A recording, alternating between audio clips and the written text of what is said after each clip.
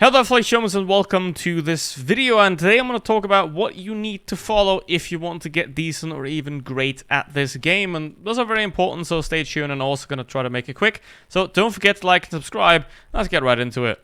Now, number one is obviously very important, as in don't grind lines too fast. If you start the game, just take your time, go to tier 5. Get multiple tier 5s and learn the game in the lower tiers, because that's what the lower tiers are for. Now, obviously, Wargaming has crippled the lower tiers, unfortunately, in an effort to, again, push you up the tiers faster to try and make you spend more money. But I would absolutely not recommend doing that whatsoever. Stay in the lower tiers for longer. I would not get a tier 10, or I would not even get a tier 9 before 800,000 battles. Just so you get some ground experience in the lower tiers and, just try to figure out things in your own and think about what is happening in the battles. Just think, what's going on? How can I do better? And the way to do that, and what you can do there as well, is... And number two is find your own playstyle. Do you like tank destroyers? Do you play from the back? Do you like fast medium tanks to move around and all those kind of things? Or do you like slower heavy vehicles? Then you have to figure that out for yourself. Obviously, I can't help you with that, but it is very important to figure out what tanks you do best with, because then the game's about fun. If you want to have fun, you got to find which tanks you like the best. Now, at the beginning, the vehicles with more armor are more beneficial for you, because obviously, the more mistakes you make, the more you get shot. However, if you have armor, you can mitigate some of those mistakes early.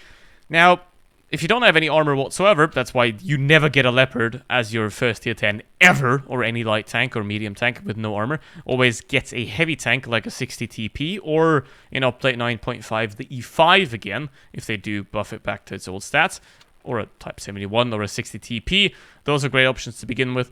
I would always go for a heavy tank as your first one, and then from there, find, do you want to go faster? Do you want to sit back further? Which tank type is for you? But I would always begin with heavy tanks, as they're easier to play and offer you more protection and more room for mistakes.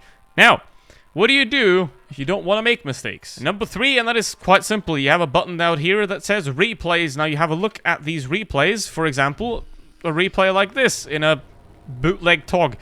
Now, what you do here is you have a look, what could I have done better? Because obviously, when you're in the moment, you might have some trouble, you're not very focused and whatever. But if you watch the replay back again, and you have a look at what did I do wrong, could I have gone somewhere else to do better? If you do that, if you watch your replays, you might spot things that you can always improve. And most of the time, you will spot things that you definitely can improve. For example, in a situation like this, what can you do better? Where could you go? All those kind of things are very important. So look at your replays. What are you doing wrong?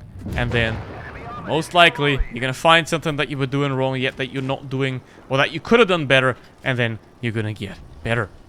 Now, obviously, if you don't really know where to start with that, then a great way is to find yourself essentially a mentoring figure or whatever. I do remember back in the day I was playing with a guy called Panda Hat, which was a great player. I was pretty noob. I mean, I'm still a noob.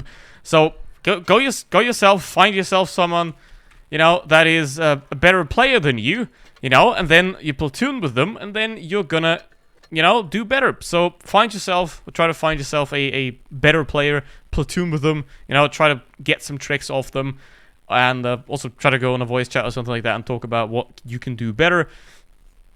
If you want to play with me, you can do that every Saturday on my streams.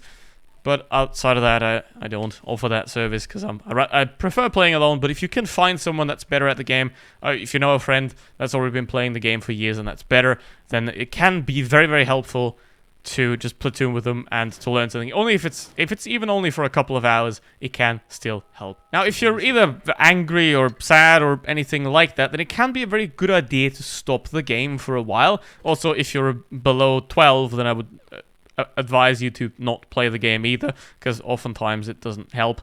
I don't know, what is this even? Anyway, don't play when you're angry. Stop. Take a break. Go outside. Go for a walk. That can help insanely, because if you're angry, you're not focused, you're not having fun. Obviously, fun's the most important thing. If you're not having fun, stop playing the goddamn game. But subscribe and like. Thank you for watching. See you next one. Bye-bye.